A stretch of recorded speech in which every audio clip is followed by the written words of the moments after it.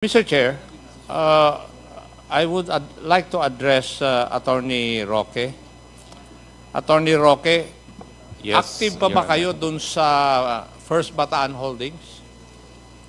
Well, sa ngayon po ay hindi. Kasi nga po na nagkaroon ng violent reaction yung aking misis because of that false report that appeared in Billionario. And she really wanted out of First Bataan. Ang problema nga lang po, hindi naman ganun kadali umalis. So, pinabayaan ko na muna po ang First Bataan dito sa aking kapartner, knowing na malinaw naman po kung magkano yung investment namin at saka na lang aayusin yan. Yung investment nyo dun sa First Bataan Holdings ay 95M given in 3 tranches. Opo. 32.5, 32.5, and 30, right? Opo, opo. Tama? Opo. So, ano na po ang nangyari dun sa 95M nyo kung wala na po kayo dun sa First Bataan Holdings? Mr. Chair, nasa lupa naman po yan. No? At hindi naman po ikinakaila ng aking partner na kami nagpasok ng 95 million para sa lupa po dyan sa First Bataan po. Mr. Chair, before I ask the partner of the Honorable Roque, in the spirit of transparency, Mr. Danny Corral has been known to me since I was in the service up to now. Mr. Danny Corral, totoo po ba yung kasagutan ni Attorney Roque na siya po ay wala na dun sa First Bataan Holdings, na ang kasama po dun ay yung kumpanya nyo rin na Green Mile? Opo. Opo, wala na po. Wala na. Opo. Ano po yung usapan ninyo tukol dun sa investment niya ng 95M? Inalis nila yung pangalan nung nagka-problema. Tapos sabi niya... Teka. Inalis po nila yung pangalan nila nung nagka-problema. Ano po yung problema? Yung ayaw na ni Myla. Ayaw ng asawa. Opo. Pwede.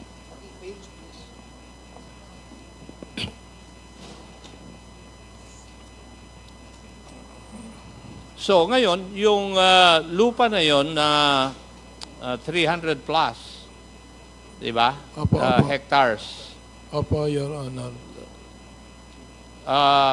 Yung Green Mile na ang nagsusolong may-ari. Hindi, kasi sabi ni attorney, ano yun yung, di ba 95 na ilipat yung pangalan sa Green Miles. Pero yung 95, nandun ho yun sa lupa. Nandun sa lupa. Pero ang nagmamay-ari na lupa sa dokumento, sino po? Sa ngayon, kami, sa Green Miles po. Sa Green Mile na, di ba? Opo. Yes. Pero wala na yung pangalan ng ni Attorney Roque. Opo. So, may usapan kayo?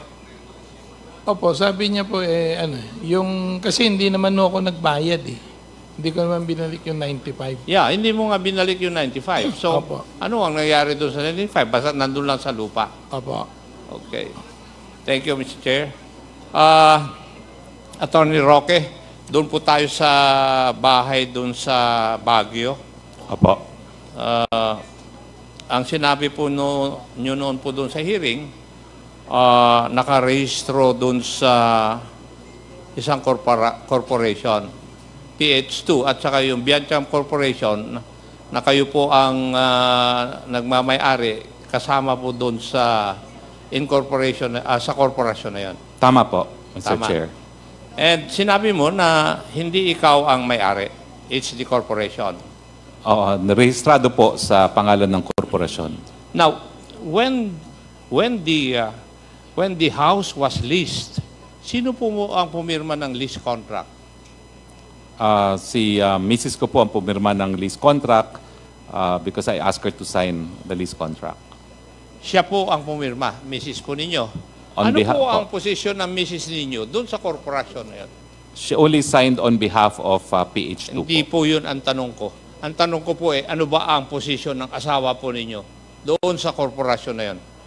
Well, Sa kontrata po siya naging representative Hindi, ng korporasyon. ano ang posisyon ni Mrs. Roque sa korporasyon na nagmamay-ari nung bahay at lupa? Hindi ko po maalala ngayon kung ano talaga ang designation Mrs. mo niya. siya, hindi mo alam? Well, Mrs. ko po siya, kaya nga po siya ang pumirma. Hindi nga, pero alam mo na siya ang pumirma. Bakit siya ang pumirma? Kung wala siyang personalidad doon sa korporasyon na nagmamay-ari. Meron po. Well, I guess siya po yung nagmamanage ng property for lease. At, So siya ang si-sign. nagmamanage Siya ng property po. for Opo, lease. Opo. Pero ano po ang pwesto niya doon sa korporasyon? Parang wala naman po ata siyang na-specify na pwesto, pero i-check ko po sa papeles. Pero wala po ako maalala kung ano po yung talagang position niya. Kung sino po ang nagbabayad ng RPT nung lupa at bahay, Meron po kaming tagabayad po. sino Sa nga? taga Baguio. Sino ang kaninong pera ang binabayad? Galing din po sa amin ang pera. Galing po sa inyo. Galing din po sa amin ang pera. Okay. Now, matanong ko nga, meron po bang business permit yung asawa po ninyo? Well, hindi po siya kumuha kasi Ang tanong, wala pong business wala. permit. Pakisagot lang po yung aking katanungan ng Apo. diretso. Wala po siyang business permit, pero siya ang nagpaparenta nung lupa at bahay. Di po ba? Kakasimula lang po kasi. At yung asawa po rin ninyo ang listed na kasama sa Homeowners Association nung lugar na yon. Tama po, dahil Therefore, tumira po kami. May I conclude, or is it proper for me to conclude, Attorney Roque, that in paper, the house and lot belongs to the corporation, pero yung beneficial owner, kayo po. Totoo po naman yan. Sinasabi ko Okay. naman po talaga yan na may interest po kami dyan sa bahay na yan. Yes Hindi. po. Yung may interest, iba yun dun sa ikaw ang beneficial owner. Totoo naman Kasi po. kayo po ang may control sa lahat. Kasi dun sa mga sagot nyo yung aking katanungan, although the property is registered under the corporation, kayo po ang may control. At yung sino ang may control, siya ang tunay na may-ari ng lupa at bahay. Well, Hindi po ba? Well, beneficial owner po, totoo naman po yan. O the Yes. ibang registered owner. Totoo po. Totoo Totoo. po. For the last portion, Mr. Chair, may I ask Ronaldin Baterna, pumirma po kayo ng waiver of confidentiality nung last hearing, di po ba? Na pwedeng i-open ninyo, payagan ninyo na mabuksan po yung inyong bank accounts. Yes po, Mr. Chair.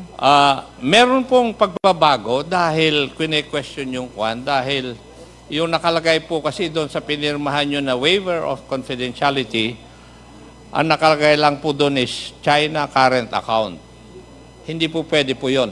Dapat China current account under your name kasi under the bank secrecy law, hindi mo naman pwedeng i-waive yung karapatan ng ibang tao. So, binago na aming COMSEC yun. At nakalagay din, dinagdag, all other bank accounts under my name, herein referred to as the subject bank accounts. Matanong kita, and you can consult your lawyer, pwede mo konsultahin yung lawyer mo, nandyan naman yata siya eh.